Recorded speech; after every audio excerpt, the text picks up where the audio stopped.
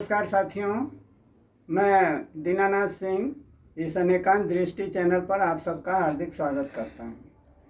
साथियों, हम जो पुरुषार्थ करते हैं केवल धन कमाने के लिए ही करते हैं, लेकिन धन से हम केवल अपनी आवश्यकता की चीज़ें ही खरीद सकते हैं। उसके अलावा और जो मानसिक आनंद वगैरह है वह तो हम प्राप्त नहीं कर सकते।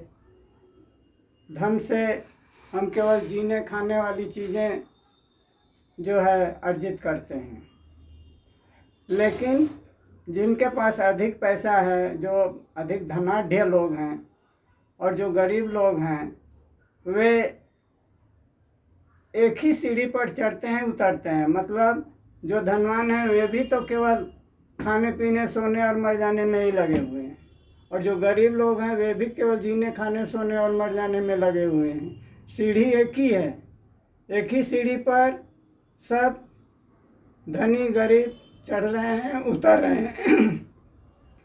लेकिन इसके अलावा, इस जीने खाने के अलावा और भी संसार में बहुत सारी चीज़ें हैं जिन्हें हम प्राप्त नहीं कर पाते।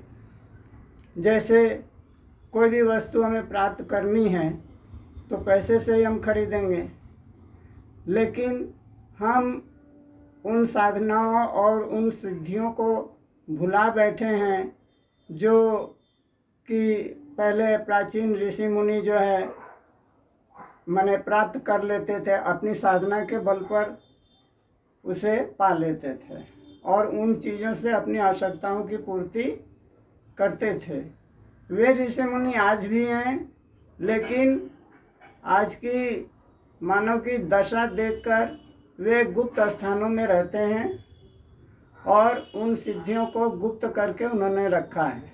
वे प्रकाशित नहीं करते, क्योंकि वे जानते हैं कि आज का मानव अधिक भौतिकता में फंसा हुआ है। वे सम्मोहित अवस्था में हैं, जिधर जाना चाहिए उधर नहीं जाते और जिधर नहीं जाना चाहिए उधर ही आज का मानव जा रहा है। इसीलिए उन्होंने अपने को छिपा कर रखा है, अपनी साधनाओं को गुप्त करके रखा है। वे बिना धन के ही बहुत सारी चीज़ें प्राप्त कर लेते हैं। एक ही जगह बैठे बैठे उन्हें जो इच्छा चाहे वह प्राप्त कर लेते हैं, अपनी साधनाओं के बल पर, अपनी तपस्या के बल पर।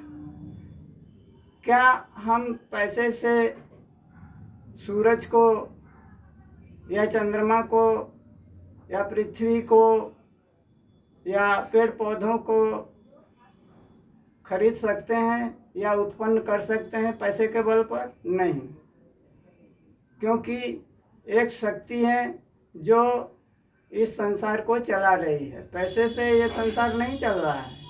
यह तो एक ऊपरी सतह पर केवल लेन देन का व्यापार चल रहा है। वस्तुओं को हम खरीद रहे हैं, उनसे अपना काम चला रहे हैं। यह धन का जो क्षेत्र है बहुत ही सीमित है। अब जैसे सागर में बहुत सी तरंगें उठती हैं, वे तरंगें ऊपरी सतह पर ही होती हैं। सागर के भीतर जो जल का स्तर बहुत गंभीर रहता है, वहाँ जल स्थिर अवस्था में रहता है, लहरें केवल ऊपरी सतह पर रहती हैं। उसी प्रकार धन क्या है, ऊपरी सतह पर है। हमारे जीवन के ऊपरी सतह पर ये लहरें उत्पन्न हो रही हैं। धन की जो लहर है ये ऊपरी सतह पर हो रही है, लेकिन और जो चीज़ें संसार में चला रही हैं इस दुनिया को, वे बहुत ही गंभीर अवस्था में हैं, स्थिर अवस्था में हैं। वे केवल शक्ति के बल पर चल रही हैं।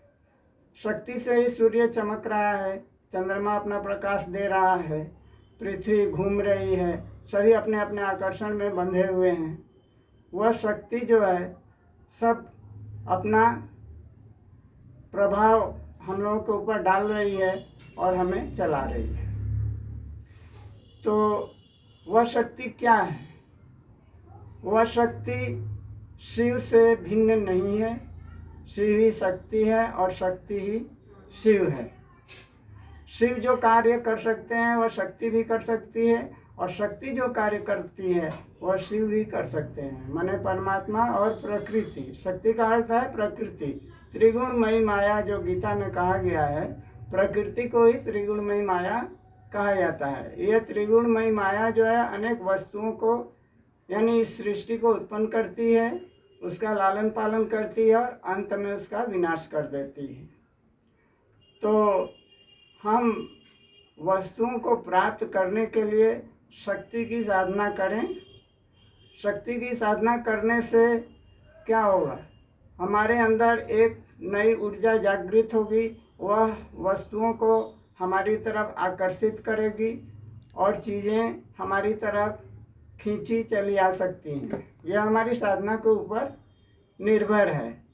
यदि हम शक्ति की साधना करें, उससे योग करें, तो हम अनंत सिद्धियों के स्वामी बन सकते हैं। गीता में श्री कृष्ण जी ने त्रिगुणमयी माया के विषय में कहा गया है कि यह त्रिगुणात्मक पदार्थों को उत्पन्न करती है और इसको जो है जीव भोगते हैं। सतोगुण, रजोगुण और तमोगुण। सतोगुण माया से सतोगुणी पदार्थ पैदा होते हैं और देवताओं की सृष्टि होती है, सतोगुणी सृष्टि होती है। और रजोगुण से क्या होता है कि मनुष्य लोक में जो है मानव की उत्पत्ति होती है और अनेक प्राणियों की उत्पत्ति होती है। जो रजोगुणी है, न सतोगुणी में अधिक रहते हैं ये, और न तो रजोगुणी में न तो तमोगुणी में। यह रजोगुणी अवस्था में रहते हैं, यह देवताओं से निम्न कोटि के होते हैं। और तमोगुण में क्या होता है कि बहुत से तुच्छ जीव जंतु जैसे सुअर हुआ, कुत्ते हुए, बिल्ली हुए और जो हिंसात्मक जीव जंतु हैं, ये सब उत्पन्न होते हैं। चाहे राक्षस हुए, भूत प्रेत हुए, ये सब तमोगुणी सृष्टि के अंतर्गत आते हैं। तो कृष्ण जी ने कहा है कि ये तीनों जो हैं त्रिगुणमयी माया से उत्पन्न हुए हैं। तो त्रिगुणमयी माया कहते किसे हैं? जो शक्ति जो है उसी को त्रिगुणमयी माया कहते हैं। इसी को प्रकृति, आदि शक्ति, चाहे महाप्रकृति कहा जाता है। गीता में एक गुप्त संदेश है, माने जो श्री कृष्ण जी ने कहा है उसे हम यह मानकर चलें कि वह जो है त्रिगुणमयी माया भी वही चीज़ कह रही है। जैसे दुर्गा सप्तशती में वही उपदेश दिया है जो भगवान श्री कृष्ण ने गीता में दिया है। भगवान जो अपना विराट रूप दर्शन दिया है, वैसे ही दुर्गा सप्तशती में या देवी भागवत में भी देवी ने अपने विराट स्वरूप का वर्णन किया है। उन्होंने भी अपने असंख्य रूपों का प्रदर्शन किया है और सभी देवी देवता उनमें स्थित हैं। जैसे श्री कृष्ण जी के शरीर में अर्जुन ने देखा था कि सारा संसार उनमें स्थित है, उसी प्रकार देवी के शरीर में भी सभी सारे मतलब प्राणियाँ और पूरा संसार उनमें स्थित है, या पूरा ब्रह्मांड उनमें स्थित है। तो श्री कृष्ण और त्रिगुणमयी माया जो है दोनों एक ही हैं। उसी के सहायता से श्री कृष्ण जी सारी सृष्टि को चला रहे हैं, लालन पालन कर रहे हैं और अंत में संहार कर देते हैं। उन्हें ही परमात्मा कहते हैं। तो शिव के बिना शक्ति नहीं रह सकती और शक्ति के बिना शिव नहीं रह सकती। शक्ति ना हो तो शिव क्या है, शव के समान हो जाएंगे, वे स्पंदन भी नहीं कर सकते। तो शक्ति जो है इस सृष्टि का परिचालन कर रही है, हम उसकी साधना करें। जैसे भगवान ने कहा है कि यं लब्ध्वा च परम लाभम मन्यते नाधिकम तथा यस्मिन् स्थितो न दुखेन गुणापि विचाल्यते। जिसे प्राप्त करके मनुष्य जो है कोई बहुत बड़ा लाभ और दूसरा नहीं मानता और उसमें स्थित होकर जो है अपने साधना पथ से विचलित नहीं होता है। तो उसी प्रकार माने हम यह सोचें कि वही उपदेश जो है भगवती दे रही है या प्रकृति भी दे रही है। तो यदि हम उनसे योग करें तो क्या होगा, हम भी शक्तिशाली बनेंगे, शक्तिमान बन जाएंगे। हमारे अंदर अनेक प्रकार की शक्तियाँ उत्पन्न हो जाएंगी और उन शक्तियों से हम अनेक वस्तुओं को अपनी तरफ आकर्षित करेंगे और वे चीज़ें जो है हमारी तरफ खींची चली आएंगी। ये जो है मतलब शक्ति जो है वह परिस्थितियों को उत्पन्न करती है। ऐसी परिस्थिति आएगी कि हम लोग उन परिस्थितियों के वशीभूत होकर उन वस्तुओं की तरफ खींचे चले जाएंगे। ये इस प्रकार का चमत्कार करती है। ये नहीं कि इच्छा किया तो हमारे सामने जो है जो पदार्थ हम चाह रहे हैं वो हमारे सामने हाजिर हो गया, ऐसा नहीं है। वह जो है परिस्थिति को उत्पन्न करती है और उन परिस्थितियों के वशीभूत होकर हम उन वस्तुओं की तरफ खींचे चले जाते हैं और उन वस्तुओं का हम उपभोग करते हैं। तो हमें शक्ति की साधना करनी चाहिए। जो है शक्ति से ही शिव, ब्रह्मा और विष्णु इस संसार का जो है सृष्टि, पालन और संहार कर रहे हैं। तो परमात्मा उन्हें शक्ति प्रदान करते हैं। हम देखेंगे भगवान शंकर जो है हमेशा ध्यान मग्न रहते हैं। उनके चित्र को हम ध्यान मग्न अवस्था में देखते ही हैं। तो वे किसके ध्यान में रहते हैं? वे शक्ति की ध्यान में रहते हैं, शक्ति प्राप्त करते हैं और उस शक्ति से जो वो अपना संहार कार्य करते हैं। ब्रह्मा भी जो है शक्ति की साधना में रहते हैं। विष्णु जी को भी हम शेषनाग की शैया पर देखते हैं कि वह जो है निद्रा अवस्था में रहते हैं, योग निद्रा अवस्था में रहते हैं। वे भगवती शक्ति की साधना करते हैं, उसके ध्यान में रहते हैं। तो उनसे जो है उन्हें शक्ति प्राप्त होती है, तभी वे अपना पालन कार्य करने में सक्षम होते हैं। और ब्रह्मा जी भी वैसे ही करते हैं।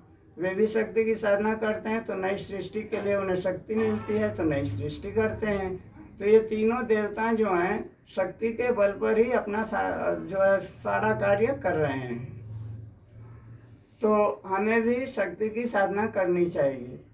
शक्ति की साधना से हम निरंतर अपने पथ पर आगे बढ़ते रहेंगे और विपदाओं से नहीं घबराएंगे और उनके ऊपर जो है अपना आधिपत्य जमा सकते हैं। शक्ति जो है हम सभी को मतलब एक सुचारू रूप से संचालित कर रही है, इस सृष्टि को चला रही है। हम सब शक्ति के ही वशीभूत होकर अपने अपने कार्य कर रहे हैं और हम अपना अहंकार या पाले रहते हैं कि यह मैंने किया है, लेकिन ऐसा नहीं होता। वह सब शक्ति के बल पर ही होता है। हम चाहे अपने को चाहे जितना भी अहंकार पालें कि यह मैं कर रहा हूँ या मेरा धन है या चाहे ये सारी संपत्ति मेरी है, चाहे सारा संसार मेरा है, वह ऐसा नहीं होता। हम चाहे कितना भी अपने को अहंकारी बनाएं, लेकिन वह सब शक्ति के ही वश में है। शक्ति यदि चाहे तो कुछ भी कर सकती है और हमारे ऊपर वही शासन कर रही है। तो हमें शक्ति की साधना करनी चाहिए। जैसे श्री कृष्ण जी ने कहा है कि जो अंतरिक्ष के ऊपर परम धाम है वहाँ मैं परम धाम में स्थित रहता हूँ, तो उसी प्रकार शक्ति का भी एक परम धाम है। वे भी अपने अंतरिक्ष के ऊपर उस अपने धाम में स्थित रहती हैं और जो योगी पुरुष उनसे योग करता है उन्हें शक्ति की प्राप्ति होती है। जैसे परमात्मा की जो योग साधना करते हैं तो वे जीवन से मुक्त हो जाते हैं, उन्हें परमात्मा की शक्ति प्राप्त होती है। उसी प्रकार शक्ति की साधना करने से भी भोग और मोक्ष दोनों ही प्राप्त होते हैं। तो जितना ही हम शक्ति से योग करेंगे उतना ही हम शक्तिशाली बनेंगे और उस शक्ति से हम अपनी मनोकामनाएं पूर्ण कर सकते हैं। तो धन दौलत जो है, रुपया जो है, वह तो 2 नंबर की चीज़ है। असली चीज़ तो वो शक्ति है जिसके बल पर यह संसार चल रहा है।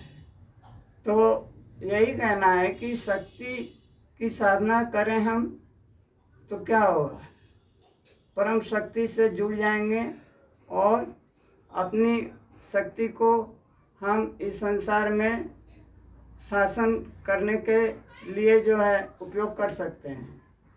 ऊंचाई पर उठ सकते हैं। तो हमें शक्ति के योग से शक्ति को प्राप्त करना चाहिए, और जैसे हम परमात्मा से योग करते हैं वैसे भगवती शक्ति की भी साधना करके हम शक्तिशाली बन सकते हैं। तो कहने का मतलब हमें जो है परमात्मा और शक्ति ये दोनों अर्धनारीश्वर के रूप हैं। आधा शिव का जो आधा शरीर है वह शिव है, और आधा जो शरीर है वह भगवती शक्ति का है। अर्धनारीश्वर जिन्हें कहते हैं हम। तो यह अर्धनारीश्वर जो है शिव और शक्ति का ही रूप है। तो शिव और शक्ति दोनों एक ही तत्व हैं।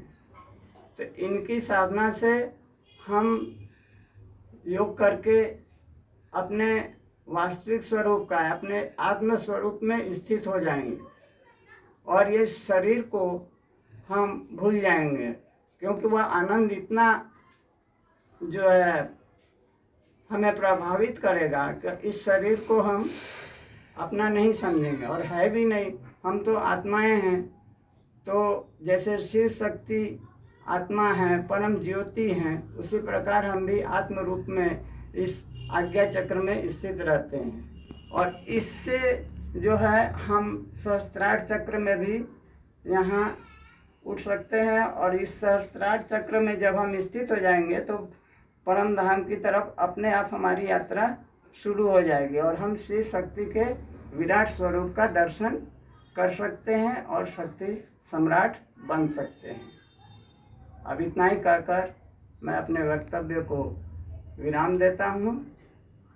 बहुत बहुत आप लोगों को धन्यवाद।